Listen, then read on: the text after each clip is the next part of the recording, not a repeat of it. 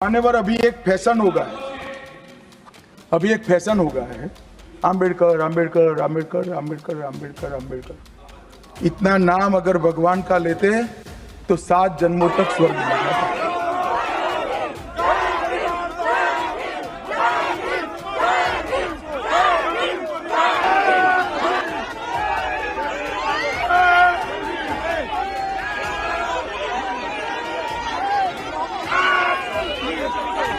नमस्कार, मैं दामिनी शर्मा सजग भारत में एक बार फिर से आप सभी का स्वागत करते। देखिए, इस वक्त मैं हूँ लखनऊ में मौजूद और तमाम मुद्दे जो है इस वक्त देश में चल रहे हैं और सबसे बड़ा मुद्दा अंबेडकर जी को लेकर कि अमित शाह ने एक बयान दिया कि अंबेडकर फैशन बन चुका है और सदन में इस बयान के बाद जो है लगातार बवाल भी मचा और इस बयान के बाद विपक्ष ने घिराव किया है पूरी भाजपा का, अमित शाह का। वहीं राहुल गांधी हो या प्रियंका गांधी हो, दोनों ने ही सदन में जो है इस चीज को लेकर आज प्रदर्शन भी किया और इसी मुद्दे पर जो है वो चर्चा करेंगे।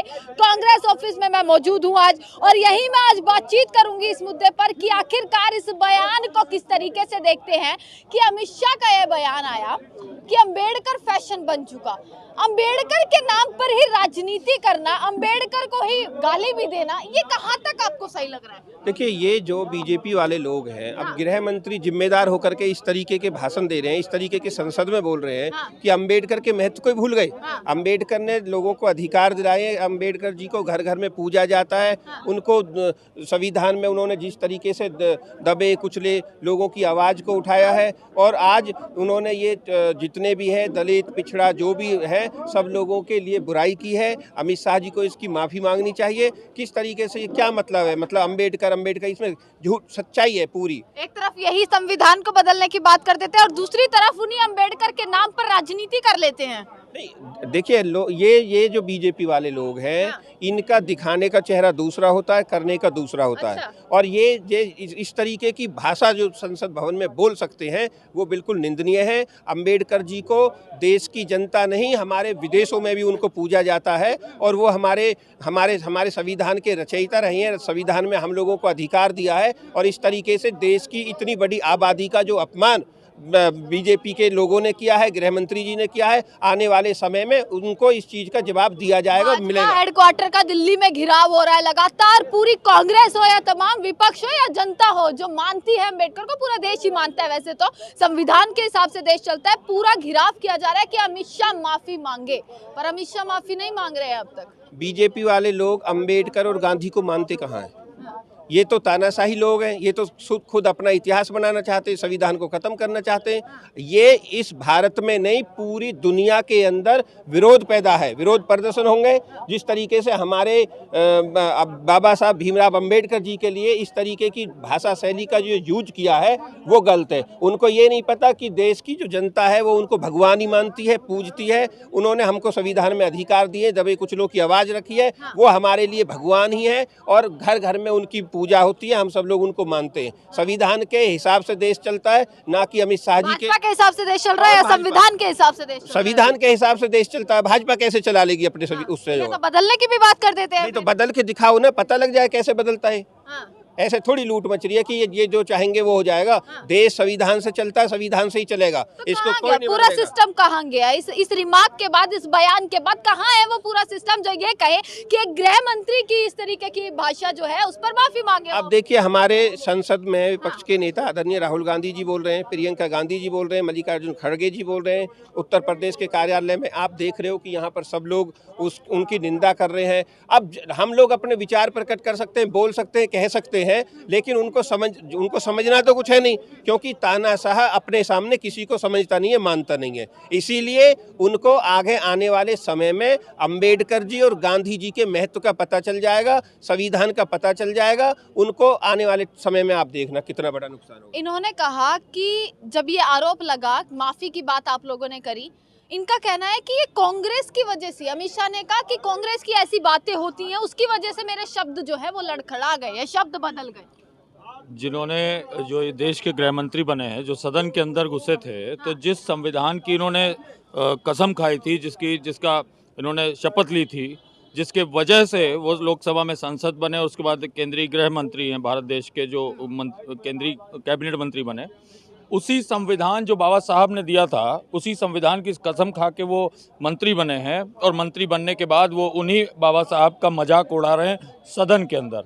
मैं आपके माध्यम से कहना चाहता हूँ, ये एक एक बयान सभी उन सांसदों को जो देना चाहिए जो उसी बाबा साहब की कम्युनिटी से आते हैं, बाबा साहब के विचारों से जीते हैं, जो दलित बिरादरी का अपने को ढिंढोरा पीटने वाले लोग हैं, उनको ये बयान देना चाहिए। जो भारतीय जनता पार्टी के नेता हैं, जो दलित बिरादरी के हैं, उनको स्थिति स्पष्ट करनी चाहिए। चाहे वो बीजेपी के हो या किसी भी पार्टी के मैंने हो। कहा पहले तो बीजेपी वाले स्पष्ट करें कि उनके नेता जो उनके राष्ट्रीय अध्यक्ष रहे भारतीय जनता पार्टी के, अभी भी पूरे देश की बीजेपी हो या सरकार हो, कौन चला रहा है? मोदी जी और उसके बाद अमित शाह। अमित शाह को चाणक्य मानते हैं। अगर अमित शाह को चाणक्य मानते हैं, उनका चाणक्य अम्बेडकर जी का अपमान सामाजिक रूप से, सार्वजनिक रूप से संसद के अंदर कर रहा है, तो वो जो दलित बिरादरी के जितने भी सांसद हैं, कैबिनेट मंत्री हैं, वो चाहे रामदास अठावले हो, रिपब्लिकन पार्टी के नाम पर हो, या ऐसे जो भी सांसद हैं जो किसी भी तरीके से एनडीए के साथ जुड़े हैं, मोदी जी और अमित शाह जी के साथ जुड़े हैं, उनको अपना पक्ष क्लियर करना चाहिए जनता के सामने कि क्या वो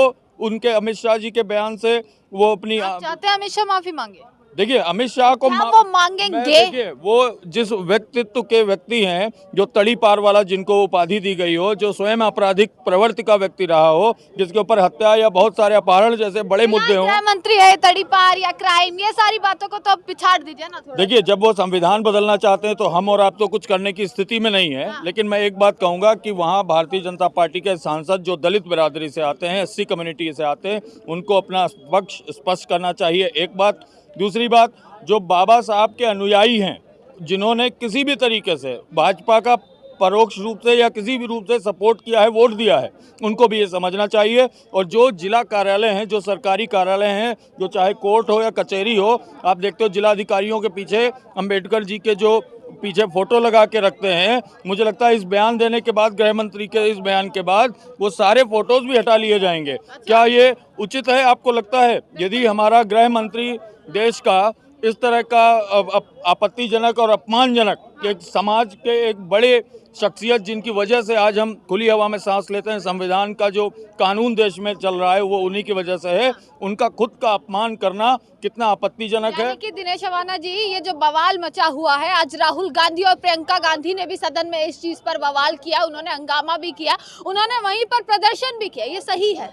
देखिए, प्रदर्शन करके अपनी जो विचार व्यक्त किए हैं, अपना विरोध जो जताया है, वो तो सही है। लेकिन जो अभी बताया है इन्होंने कि जो बीजेपी के दलित समाज से जो सांसद, एमएलए, जो एमएलसी पदाधिकारी जो भी है, वो ये देखें कि वो बाबा साहब के अपमान को सहेंगे या फिर अमित शाह जी के गले में माला डालेंगे, हार डालेंगे, उनका स्वागत करेंगे, सम्मान करेंगे। जो भी कुछ करना पहले उन लोगों को तय करना चाहिए।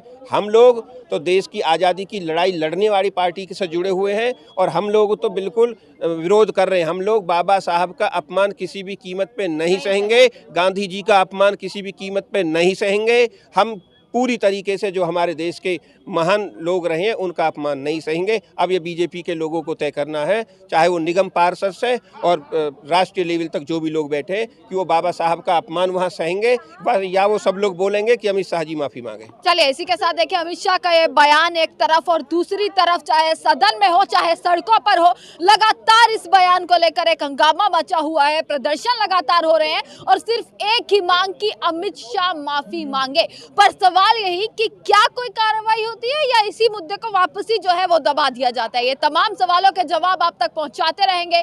देखते रहेगा सजग भारत। आपका बहुत बहुत शुक्रिया।